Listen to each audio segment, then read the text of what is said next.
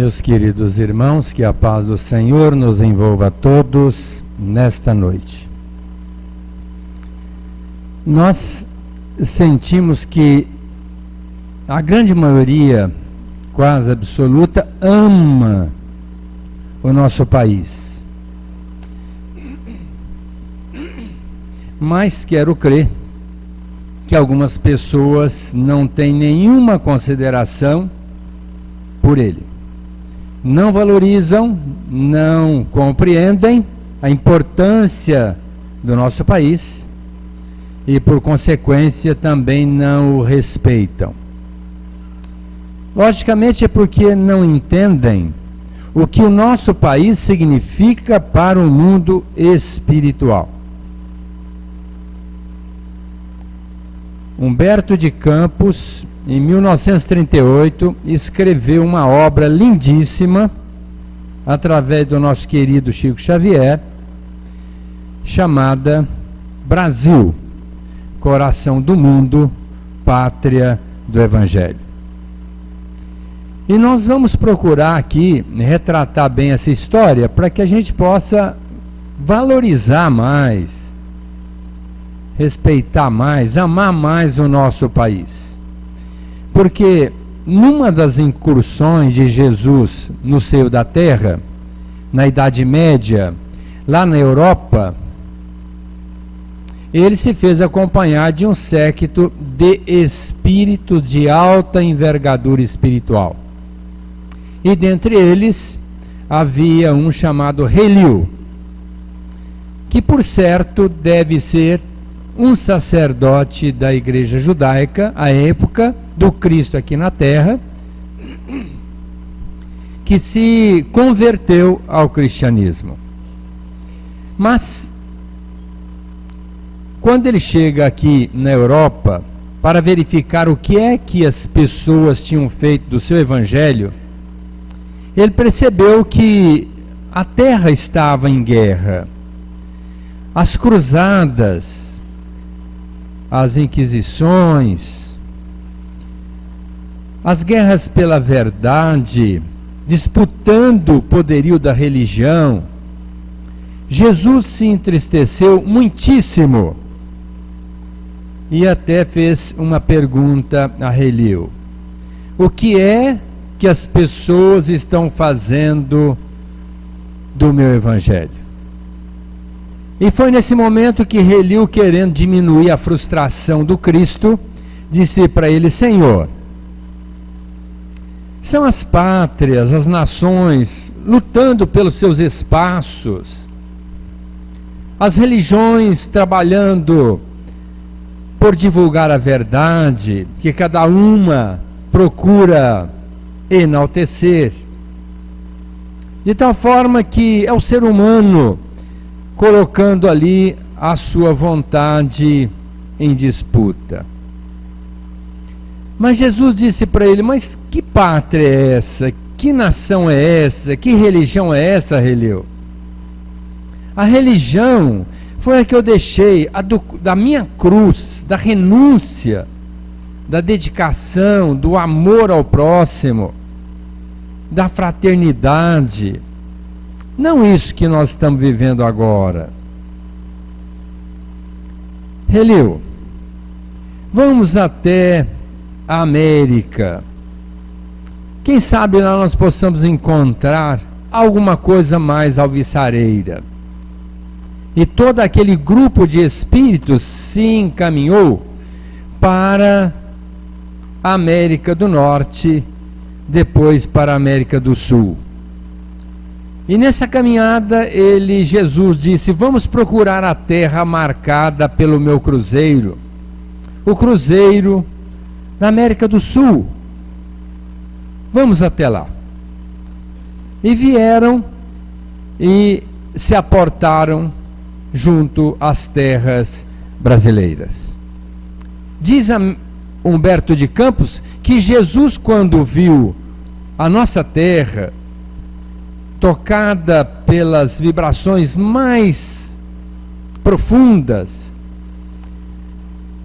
as águas batendo de encontro às areias mansas, o voar dos pássaros, o gorjeio deles, os silvícolas que aqui moravam. Jesus ficou extremamente emocionado e disse para Heliu: é aqui que nós vamos implantar o meu evangelho. O evangelho da minha cruz, o evangelho do amor verdadeiro. Aqui realmente será o coração do mundo, a pátria do evangelho. Portanto, Heliu, você vai nascer meio a um povo pobre, mas destemido, corajoso, para que venha descobrir essa terra e colonizá-la. E Heliu aceita com emoção aquela proposta e reencarna em Portugal, em 1394.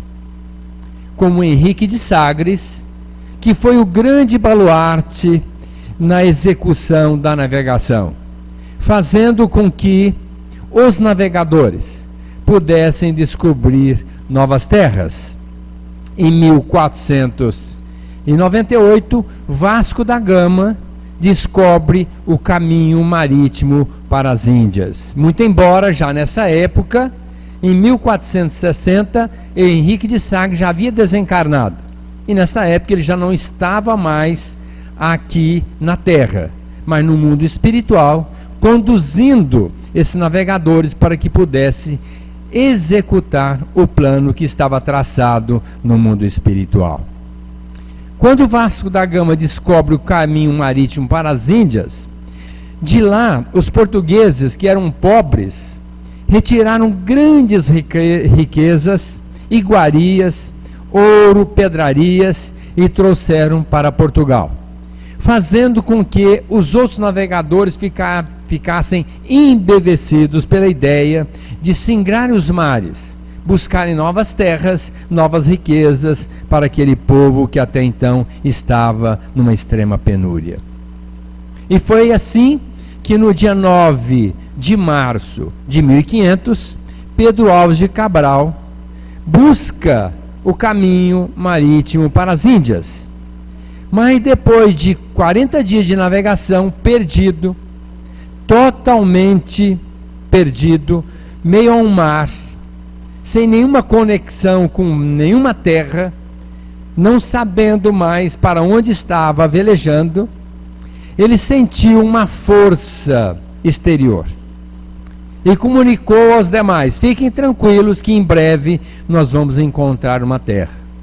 E foi quando, em 22 de abril de 1500, se aportam aqui na Bahia, no Porto Seguro, onde foram recebidos pelos índios, que carinhosamente foram buscar os portugueses que vieram na esquadra Santa Maria Pintinina. Mas, logicamente, os navios não poderiam chegar até a praia pela grandeza daqueles barcos. E os índios foram em canoas pequenas buscar os portugueses, recebendo-os com muito carinho e apreço nas nossas terras brasileiras. Diogo Alves dançou com os índios, mas, logicamente, que a história mudou logo em seguida. Quando os portugueses chegaram aqui, viram esta terra, vendo que era marcada pelo Cruzeiro do Sul, deu o nome de Terra de Veracruz. Logicamente que este nome foi mudado tempos depois, quando outros portugueses vieram para o Brasil para buscar alguns proventos para Portugal e mudar o nome para a Terra de Santa Cruz, uma vez que o povo português era muito religioso e entendia que deveria mudar o nome de Terra de Veracruz para a Terra de Santa Cruz. Mas, quando o governo, o rei de Portugal, recebeu a notícia da descoberta, não deu muito valor, porque entendia que era uma terra árida, embora tivessem dito que era uma terra com propostas alvissareiras, mas O rei Dom Manuel, naquela época, não deu importância àquela notícia. Mas, tempos depois, ficaram sabendo que outras criaturas estavam se aportando na nossa terra e explorando-a, como franceses, holandeses, espanhóis. E por conta disso, então, o rei de Portugal mandou que algumas criaturas viessem aqui marcar essa terra com as bandeiras em determinados locais, dizendo que era uma terra portuguesa que deveria ser respeitada. Então, em 1531, veio o Martim Afonso de Souza, que foi o primeiro colonizador, literalmente falando, da nossa terra. Trouxe 300 homens para iniciar a colonização da nossa terra. Logicamente que vieram pessoas degradadas, pessoas de má índole, que não tinham espaço em Portugal, então deportaram aqui para o Brasil. E dentre essas criaturas, chamado Afonso Ribeiro, vendo os barcos se afastarem, ele ficou muito aborrecido por não estar tendo a oportunidade de voltar para sua terra e ter que ficar no Brasil. E por conta disso ele pega um pequeno barco e tenta alcançar aqueles barcos, mas logicamente os barcos velejando em alta velocidade, ele se viu perdido meio oceano, não tendo como voltar, percebeu que iria morrer. E naquele momento então, ele ora a Jesus e diz: apesar de eu ser trazido para cá injustamente, pelo menos a fé no Senhor eu não perdi. Faça alguma coisa para que eu não perca a minha vida. E sem que ele se desse conta, Ismael, que recebeu das mãos do Cristo uma bandeira, que trazia no seu interior 3 palavras, que era o símbolo da nossa terra: Deus, Jesus e caridade, recebendo a incumbência de conduzir o nosso país a partir de então, Ismael deu o seu primeiro contributo, trazendo essa criatura de volta, são e salvo, para as praias da nossa terra Brasil. Em 1549, veio Tomé de Souza, que trouxe com ele o nosso Manuel da Nóbrega, este que depois fundou São Paulo, mentor espiritual de Chico Xavier, o Emmanuel, mas já veio naquela época e fundou a cidade de Salvador da Bahia. Em 1553, 4 anos depois, vem Duarte da Costa, que vem para o litoral paulista, forma ali um núcleo chamado São Vicente e Piratininga, formando a cidade de São Vicente e depois a cidade de São Paulo. E trouxe com ele o nosso Anchieta, que formou o Colégio Anchieta e se encarregou de dar os primeiros ensinamentos para aquelas pessoas que vieram para a nossa terra. E José de Anchieta era um sacerdote da Igreja Católica, como também era Manuel da Nóbrega, e começaram a fazer um trabalho de orientação religiosa aos índios, aos portugueses que até então estavam já naquela terra. Mas precisava de mais gente. Então foi quando Ismael procurou trazer os africanos para também contribuírem para a edificação do nosso país, que teria que ser devassado, colonizado, para produzir e permitir que outras pessoas aqui viessem, para que o Brasil pudesse realmente alçar voo mais alto. Mas logicamente que os africanos vieram e, como os índios, começaram a ser muito maltratados, extremamente maltratados, por aqueles portugueses que não tinham nenhum respeito pelos nossos colonizadores, pelos nossos aborígenes, os nossos selvícolas. E foi quando então Ismael pleiteia junto a Jesus que se fizesse alguma coisa, que não era justo o que estava acontecendo, aquelas criaturas serem tão maltratadas. Foi quando Jesus disse a ele: não se preocupe, porque acima de tudo está o meu amor por essas criaturas. Como você disse certa vez, nós poderíamos encontrar algumas pessoas que despoticamente viessem tratar os nossos irmãos que viessem a colonizar. Mas não se esqueça que acima da política, acima de qualquer situação, está o meu amor por essa terra. E acima do meu amor está a mão misericordiosa de meu Pai que está zelando por ela. Mostrando que Jesus estava preocupado e amava muito a nossa terra. E queria fazer tudo para que ela fosse profundamente edificada. E foi quando vieram os escravos e Jesus disse a Emmanuel: são os inquisidores de antes, são os déspotas, são os homens responsáveis pelas cruzadas que estão reparando os seus erros na condição de escravos. Portanto, fique tranquilo que estão reparando os erros que outrora eles mesmos fizeram. Mas nós iremos fazer alguma coisa para que eles também sejam tratados carinhosamente, fraternalmente, pelas outras criaturas que aqui se aportaram. E foi quando chegou aqui em 1555, Villegagnon, um francês que se aportou no Rio de Janeiro, que levou esse nome porque o rio que desembocava na Baía de Guanabara tinha esse nome, que ele cognominou como Rio de Janeiro. Então, Villegagnon se associou aos tamoios, os índios que moravam naquelas terras, para combaterem os maus tratos junto aos portugueses. E Villegagnon começou a desfrutar de algumas benesses aqui da terra, tirando o pau-brasil, levando para a Europa, servindo para construir algumas tinturas e também servir para construir casas e outras edificações na Europa, e por isso passou a chamar o Brasil de Brasil, exatamente por conta dessa madeira que existia aqui. Muitos brasileiros já nativos e alguns portugueses não concordaram com a mudança do nome.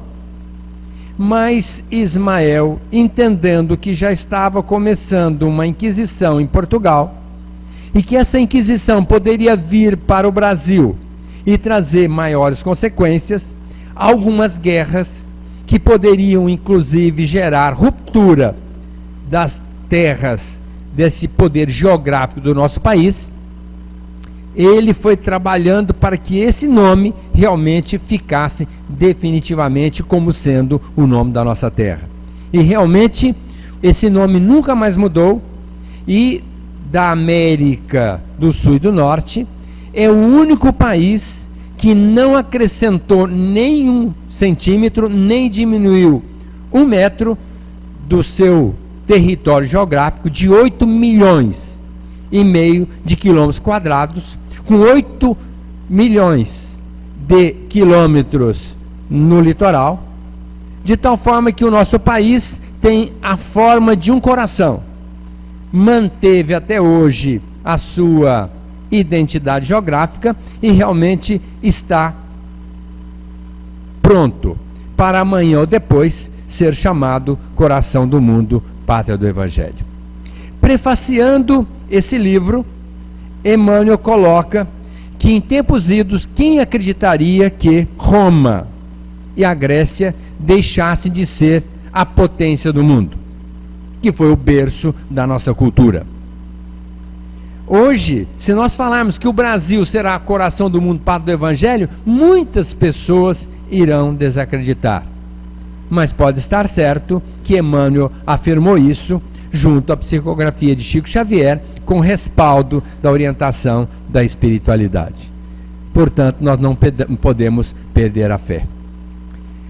Esses franceses foram rechaçados por Mendes Sá, que em 1558 passou a ser o governador do Rio de Janeiro, expulsando de vez os franceses daqui. Mas um pouco depois, em 1624, vieram os holandeses, Juan van Dort. E este homem foi um homem que tratou democraticamente as pessoas que aqui estavam, os presos que foram degredados, os pretos africanos e os índios que aqui estavam, estabelecendo um clima fraterno, democrático, meio ao povo brasileiro. E eles se alojaram, os holandeses, na cidade de Recife, lá em Pernambuco. E trouxeram artistas, trouxeram arquitetos, trouxeram construtores e realmente edificaram uma cidade lindíssima, que à época era a cidade mais linda do Brasil, a nossa Recife, capital de Pernambuco. Logicamente que um pouco depois, em 1627, veio Maurício de Nassau, que era uma outra criatura maravilhosa, que chegou até mesmo libertar alguns escravos que ele adquiriu, porque os escravos eram comprados para executar um plano de trabalho, porque naquela época os senhores feudais não trabalhavam, e todo o trabalho de colonização aqui na terra era feito pelos escravos, pelos índios, de tal forma que ele começou a alforriar, libertar algumas criaturas que foram compradas pelos holandeses. De tal forma que eles foram extremamente queridos pelos índios, pelos africanos, passando a ter um pleito de consideração pelos holandeses aqui na terra. Mais tarde, vieram novamente os franceses, em 1710. Mas agora vieram com outra proposta, de realmente tomar conta do Brasil. Eles não aceitavam que Portugal pudesse desfrutar da nossa terra, que fosse uma colônia de Portugal. Então os franceses vieram realmente para tomar conta do Brasil, para tomá-lo dos domínios de Portugal. E veio para cá um homem chamado de Klerk. E ele trouxe 1000 homens, guerreiros, para tomar conta. Mas naquela época, os responsáveis pelo governo do nosso país se intimidaram. E eles realmente tomaram conta, principalmente da Guanabara, da Bahia e do Pernambuco. Mas, logo em seguida, os próprios brasileiros fizeram um movimento e rechaçaram este homem, matando-o e todos aqueles que ele trouxe para a nossa terra. Mas um pouco depois, voltou uma outra criatura. E esta criatura veio com 5.000 homens, chamado Truan, para realmente tomar conta novamente do nosso país. E foi nessa época que então Mendes Sá, pedindo a ajuda do seu sobrinho Estácio de Sá, fez um trabalho maravilhoso e expulsaram novamente os franceses da nossa terra.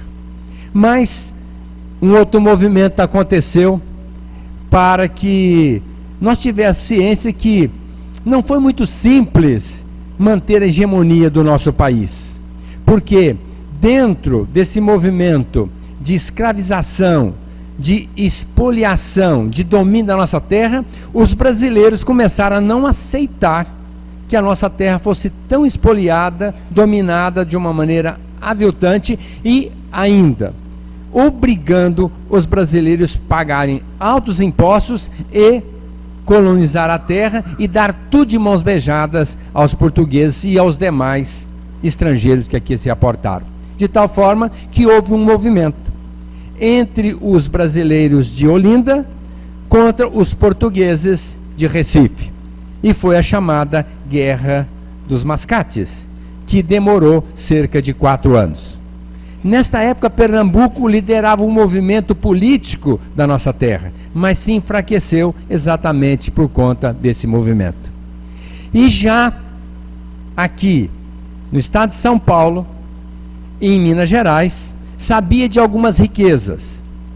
E tanto é que em 1672, os bandeirantes, dentre eles Bartolomeu Bueno e o Fernão Dias Paz, começaram com as bandeiras, devassar as nossas matas em busca de ouro e pedras preciosas, porque os homens eram movidos por interesses pessoais. E eles lá no mundo espiritual assumiram um compromisso com Ismael de vir explorar a nossa terra. E exatamente com essa proposta, eram almas diferenciadas. Fernão Dias disse para Ismael: mas quando nós chegarmos lá e não tivermos essa consciência, envolvidos pelo ouro, pela fortuna, será que nós teremos esse equilíbrio para não fugir à nossa proposta? Ismael então disse para Fernão Dias: logicamente que vocês terão dificuldades, porque no corpo não lembram dos compromissos assumidos aqui no plano espiritual, a matéria fala muito alto para o homem ainda muito envolvido com a materialidade, portanto você vai ter que ter muito cuidado. E ele, Fernão Dias, ele vendeu tudo que tinha, era um homem de posses, vendeu as joias da esposa e das filhas, criou as bandeiras, que era um grupo de homens que iam vencendo através de picadas feitas no meio das matas, colocando determinados grupos localizados em determinados locais para extrair da terra o ouro e as pedras preciosas, porque na cabeça dele ele tinha que encontrar esmeraldas, porque sabia que em Minas tinha muita mineração e logicamente iria ficar muito rico, e com a ajuda desses homens era a sua proposta. E logicamente que muitas pessoas, vendo a dificuldade que estavam enfrentando, queriam voltar, abandonar ali as bandeiras. E foi quando ele, Fernão Dias, para dar exemplo aos demais, mandou que enforcasse o seu próprio filho.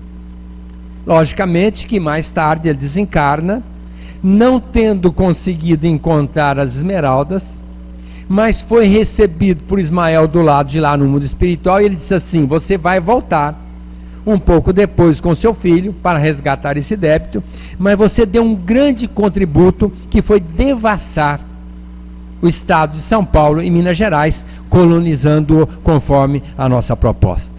Então, quando nós vemos a cidade de Sorocaba, Piracicaba, Itu, Campinas, foram cidades criadas pelo Fernão Dias Pais, que hoje são altas metrópoles, que nós reverenciamos, mas fruto de um homem corajoso que enfrentou as matas, passou uma vida com essa proposta assumida no plano espiritual. Em 1710 também, Dom João V era um perdulário, explorava a nossa terra, tirava daqui ouro, esmeralda, a peso do trabalho dos africanos em Minas Gerais, e na época ele deu de presente para o Vaticano 200 milhões de cruzados, que era o dinheiro de Portugal à época, para comprar um lugar no céu para ele e a sua família. Com 20 milhões de cruzados, construiu muitas igrejas e muitos monastérios, fazendo com que o povo brasileiro ficasse indignadíssimo com essa proposta de mandar o dinheiro para lá, sabendo que ele estava gastando de uma maneira perdulária, sem nenhum respeito ao trabalho deste povo que aqui estava. E por conta disso, começaram aqui as rebeliões. Muitos jovens que estudavam na Europa queriam trabalhar pela libertação do Brasil do jugo de Portugal. E foi quando surgiu um movimento em Minas Gerais, mais especificamente na cidade de Vila Rica, encabeçada por algumas criaturas, jovens ainda, que não tinha preparo, não sabia a gravidade daquela proposta e que queria realmente decretar a independência do nosso país. Joaquim José da Silva Xavier. Quem se lembra? O nosso Tiradentes, que agora, dia 21 de abril, 1792, logicamente, pagou com a vida por defender essa proposta de ser, na condição de um inconfidente, trabalhar pela libertação do nosso país. Naquela época, havia um português que estava, chamado Silvério dos Reis, que estava envolvido com um grupo e que fez uma delação para o governo de Minas. E naquela época, que era o Visconde de Barbacena, ele não querendo se comprometer com o povo de Portugal, com o rei de Portugal, com o domínio português, ele manda uma carta para Luís de Vasconcelos, que era vice-rei de Portugal aqui no Brasil, dizendo que havia um movimento de conspiração e que ele devesse prender Tiradentes, que estava no Rio de Janeiro, que ele iria prender os demais na cidade de Vila Rica.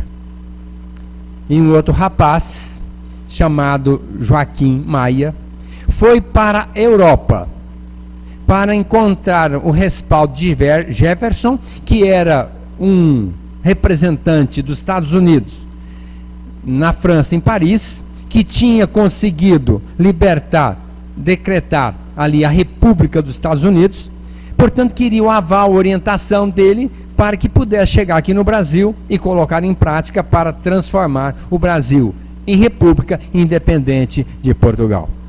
Mas não encontrou nenhuma ressonância junto a Jefferson, volta para o Brasil, vai até Pernambuco, o povo de Pernambuco estava empobrecido, não deu guarida, veio a São Paulo, o pessoal de São Paulo também empobrecido pelas guerras com os emboabas, que eram os mineiros que queriam o privilégio da terra de Minas Gerais.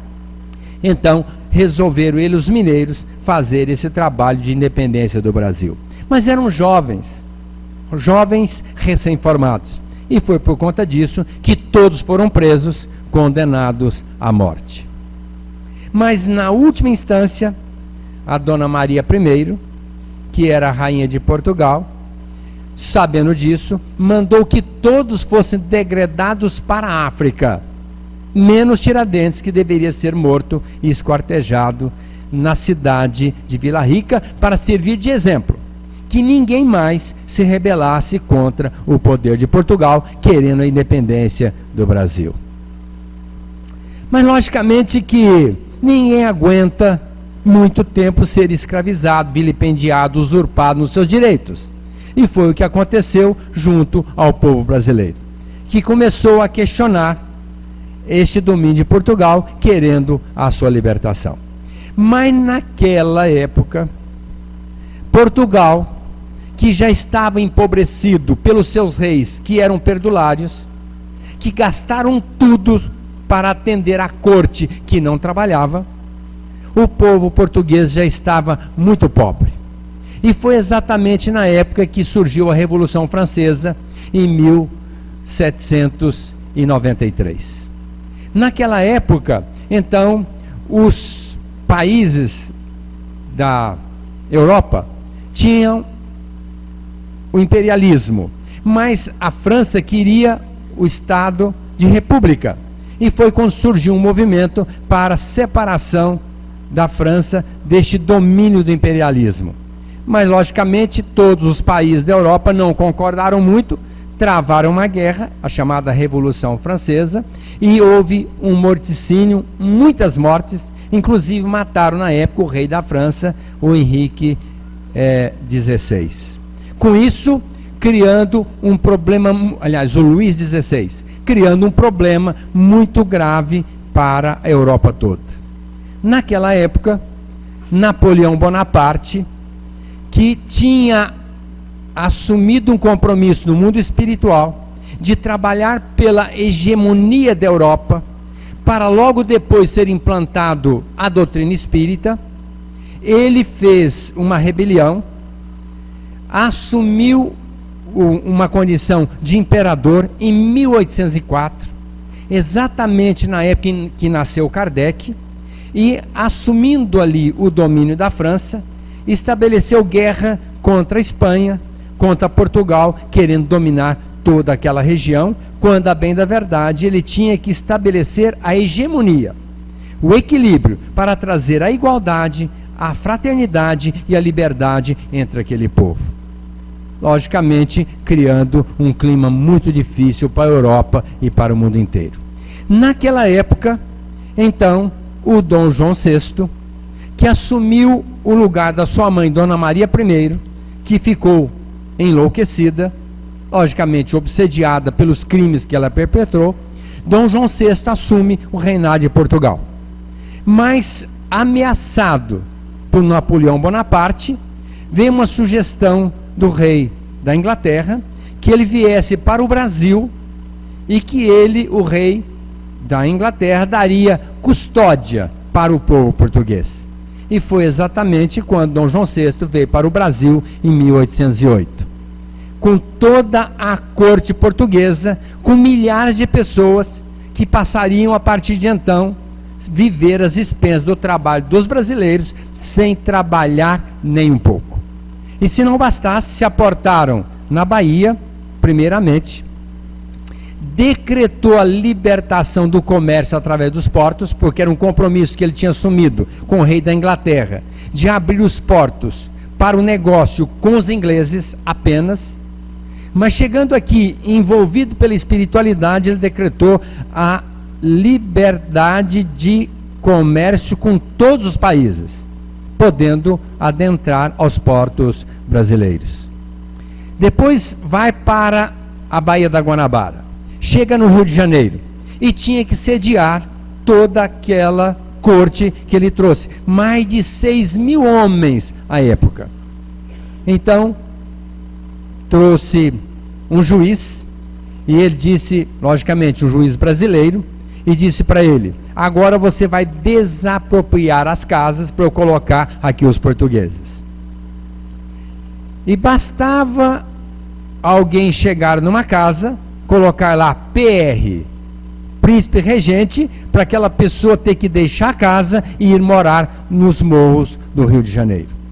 E lá, o carioca, com aquele clima de humor que existe até hoje, dizia que o PR do príncipe regente foi trocado por ponha-se na rua.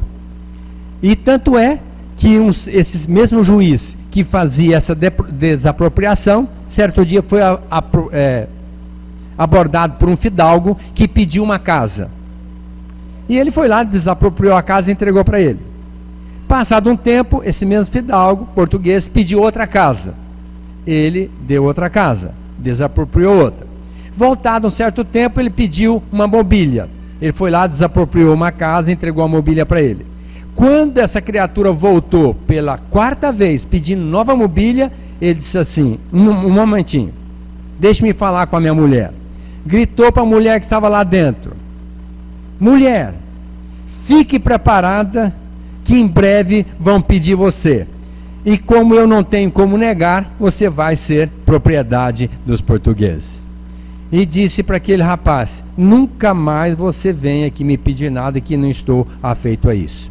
Mas era assim, e por conta disso criou-se as favelas no Rio de Janeiro, que existe até hoje, dos brasileiros pobres que foram destituídos dos seus próprios lares e que foram colocados nos morros, que estão morando lá até hoje.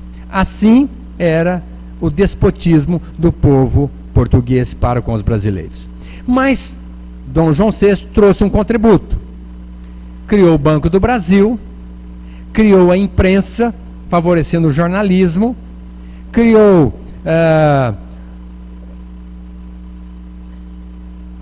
ele criou jardins, criou uma série de outras casas importantes, teatro, o teatro que até hoje é reverenciado lá no Rio de Janeiro, o Teatro Municipal, de tal forma que Dom João VI trouxe uma grande contribuição, e ele passou, de uma certa forma, a amar o Brasil e ter um carinho especial pelo povo brasileiro. Mas sempre o pessoal de Portugal reclamando a sua ausência. E foi quando ele resolveu voltar para Portugal e deixar aqui o seu filho, o nosso Dom Pedro I. Mas Dom Pedro I, apesar de ser casado com uma mulher suíça, a dona Carlota Joaquina, que era uma mulher maravilhosa, que por sinal soube muito bem educar o Dom Pedro II, que, como nós sabemos pela história, foi depois o grande imperador do nosso país. Apesar dela ser uma mulher muito especial, maravilhosa para com Dom Pedro, ele não tinha nenhum respeito para com ela. Era um devasso, só queria curtir a vida, não pensava em gerir o nosso país, apenas tirar proveito de tudo aquilo que a terra pudesse lhe ofertar. E com isso foi criando uma indignação junto ao povo brasileiro. E José Bonifácio, que era um líder brasileiro, chegou para ele e disse assim: Senhor, faça alguma coisa pelo nosso povo, porque o nosso povo está descontente e eu temo por uma guerra civil. Portanto, faça alguma coisa pelo nosso povo. E quando Dom João VI foi para Portugal, disse para ele: é provável que o povo brasileiro queira separar Brasil de Portugal. Mas se isso acontecer, que você seja o imperador, para que o Brasil continue sendo uma colônia portuguesa. E foi quando José Bonifácio, falando do perigo de uma guerra, Dom Pedro I fez um périplo pela Bahia, por Minas Gerais, chegando até São Paulo, e percebeu que não tinha outra alternativa. Ou ele decretava a independência do nosso país, ou ele seria deposto e talvez até morto pelo próprio povo brasileiro. E foi quando, no dia 7 de setembro de 1822, ele declarou a independência do nosso país. Mas continuava Dom Pedro, não mudou muito. A insatisfação continuava da mesma forma. Agora eles queriam a república. Mas, percebendo a gravidade da situação, Dom Pedro só teve uma alternativa. Foi para Portugal e deixou seu filho, Dom Pedro II, com 5 anos de idade, sob a custódia de José Bonifácio, para que ele fosse futuramente o imperador do Brasil.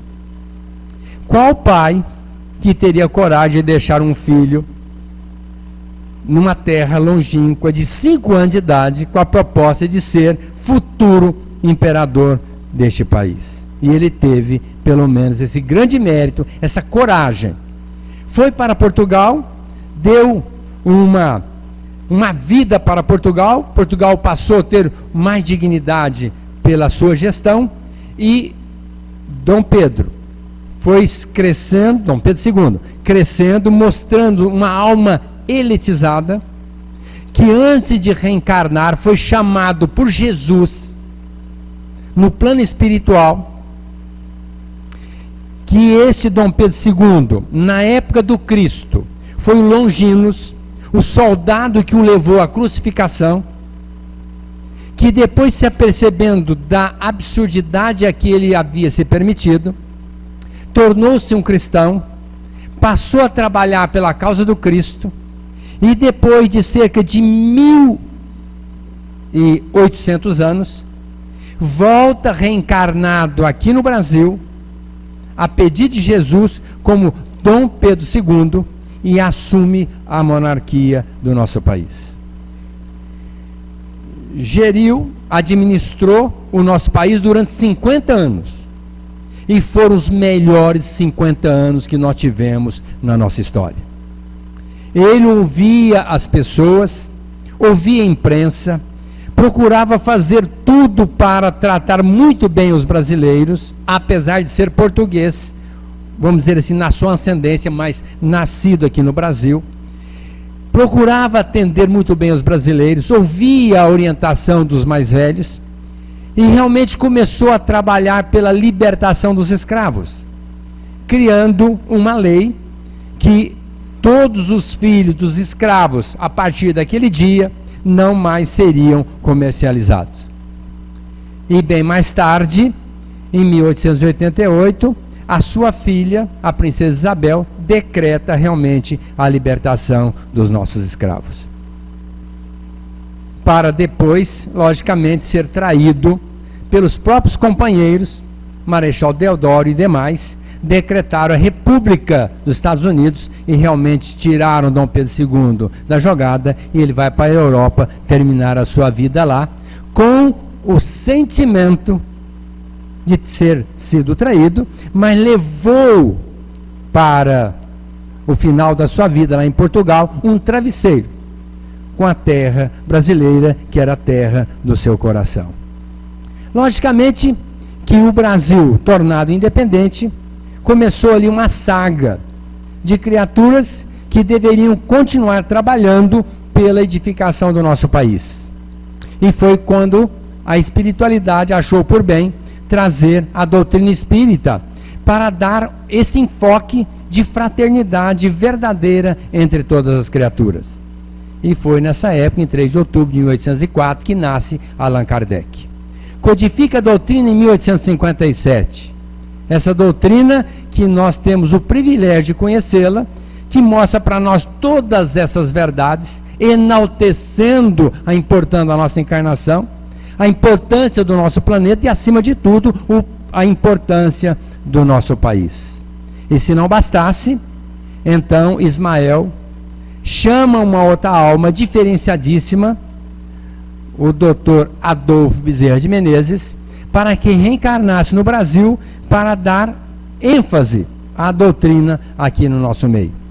E ele nasce lá no Ceará, translada para o Rio de Janeiro, forma-se em medicina, cria a Federação Espírita Brasileira em 1884, edifica o movimento espírita aqui no Brasil, para depois desencarnar em 1900 com o sentimento de dever cumprido, voltando ao mundo espiritual.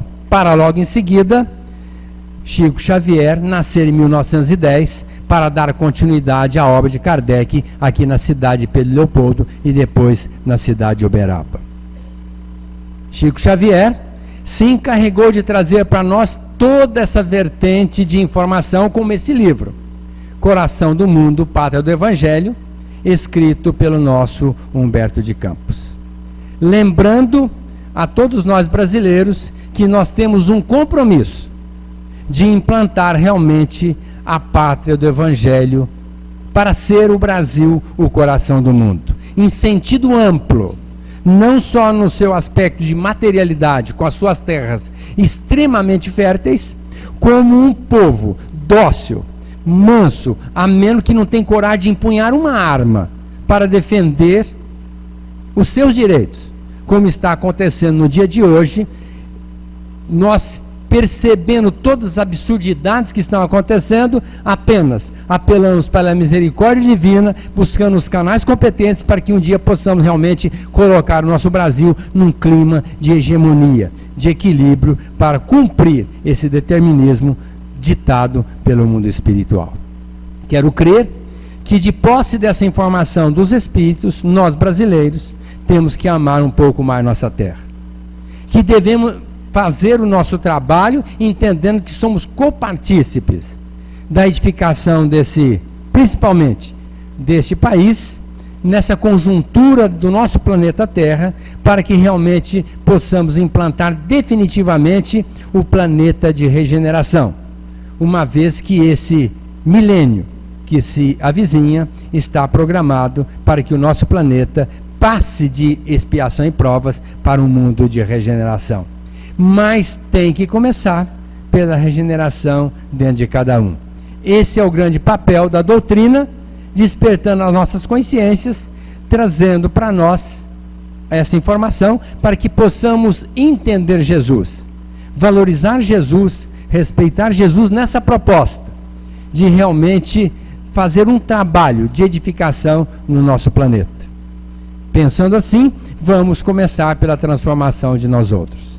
Cada um procurando ter mais amor, mais carinho, mais afeto pelos circunstantes, porque assim nós iremos implantar na pátria do Cruzeiro esse Brasil diferente, que será o coração do mundo e a pátria do Evangelho. Muita paz.